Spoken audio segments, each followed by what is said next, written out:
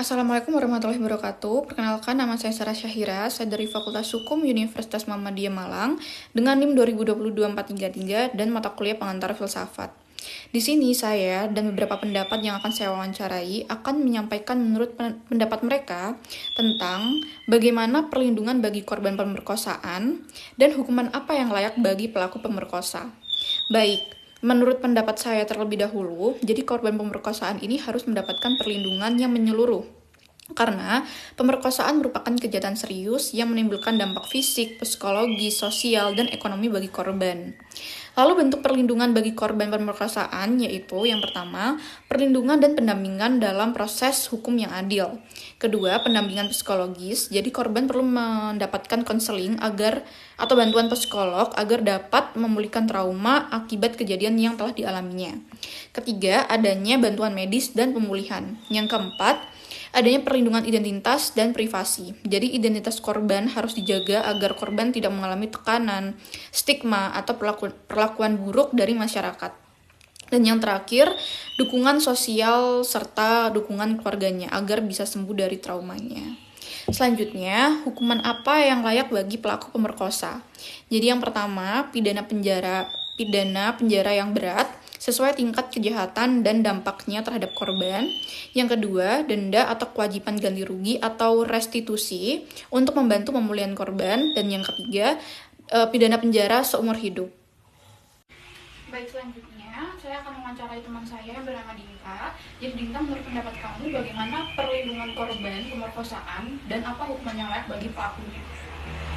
Baik, menurut saya, korban pemerkosaan itu harus mendapatkan perlindungan yang menyeluruh sejak pertama kali melapor hingga proses hukum selesai. Nah, perlindungan ini meliputi kerahasiaan identitas korban, kemudian pendampingan hukum secara gratis, pemeriksaan dan perawatan medis, kemudian pendampingan psikologis untuk memulihkan trauma pada korban, serta jaminan keamanan apabila korban mendapatkan ancaman dari pelaku atau pihak yang lain.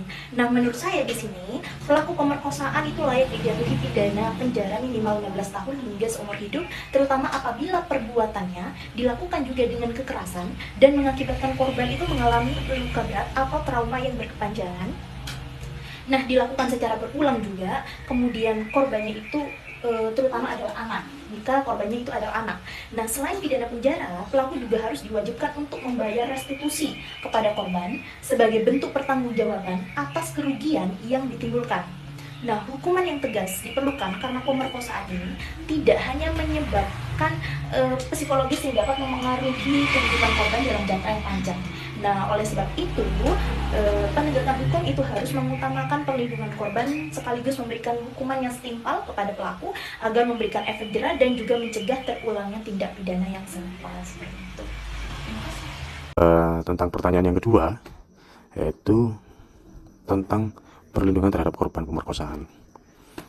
Memang hari ini memang sudah ada satu lembaga yang mana sudah kita kenal, yaitu LPSK, Lembaga Perlindungan Saksi dan Korban.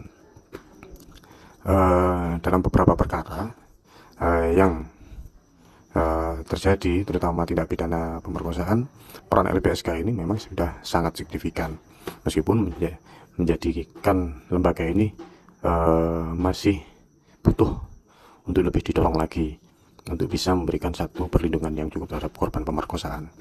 Nah, melihat kondisi hari ini, perlindungan yang paling penting adalah selain dari LPSK adalah dari keluarga korban. Ini sangat penting karena keluarga korban adalah orang-orang yang terdekat dengan korban. Inilah yang bisa memberikan rasa aman, terutama dari sisi psikologis, sehingga korban pemerkosaan menjadi lebih kuat secara psikis karena support dari keluarga korban, terutama keluarga inti ya.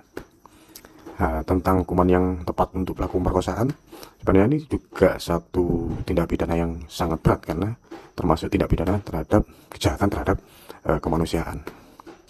Oleh karena itu, hukuman yang tepat, meskipun dalam proses dalam proses persidangan atau bagaimana melihat satu perkara ini dijatuhi hukuman yang sepadan, yang butuh proses. Tapi kalaupun tadi ditanyakan tentang hukuman yang tepat, ya memang hukuman mati. Tinggal melihat seberapa kualitas atau fenomena, fakta-fakta yang muncul sehingga terjadi tindak pidana pemerkosaan. Yang kedua, kita concern dulu kepada korban yang bersangkutan dan keluarga korban yang mengalami pemerkosaan tersebut, karena pasti baik korban maupun keluarga korban itu mengalami mental down atau bahkan psikis yang sudah goyang. Nah, maka dari itu di sini peranan penting lingkungan sekitar rumah tinggal mereka ataupun kepolisian atau bahkan dengan dinas terkait untuk melakukan persuasif atau bimbingan konseling itu sangat berfungsi supaya menimbulkan efek aman dan nyaman untuk keluarga tersebut. Setidaknya pelan-pelan membangun rasa kepercayaan diri lagi. Dan yang terpenting, peranan kepolisian untuk membuka case dari penyelidikan yang intinya output dari pelaku mendapatkan ganjaran yang setimpal itu sangat mempengaruhi juga psikis korban maupun keluarga korban. Dan apa hukuman yang pantas? Menurut saya, baik pemerkosaan anak di bawah umur ataupun orang dewasa, itu cuma satu, yaitu kebiri. Sekian, terima kasih. Perlindungan bagi korban pemerkosaan yaitu bisa rehabilitasi psikologis secara fisiologis kepada trauma yang mendalam dan rehabilitasi medis di mana untuk pemulihan fisik daripada si korban. Sedangkan hukuman yang layak bagi pemerkosa adalah pidana penjara berat hingga seumur hidup. Mungkin bentuk perlindungan bagi korban pemerkosaan itu bisa berupa merahasiakan identitas korban. Kenapa harus dirahasiakan? Karena akan berdampak kepada kejiwaan si korban apabila identitas korban diketahui banyak orang. Sedangkan sanksi hukum bagi pelaku pemerkosaan ya di penjara mungkin maksimal 10 tahun atau 15 tahun atau bisa juga seumur hidup.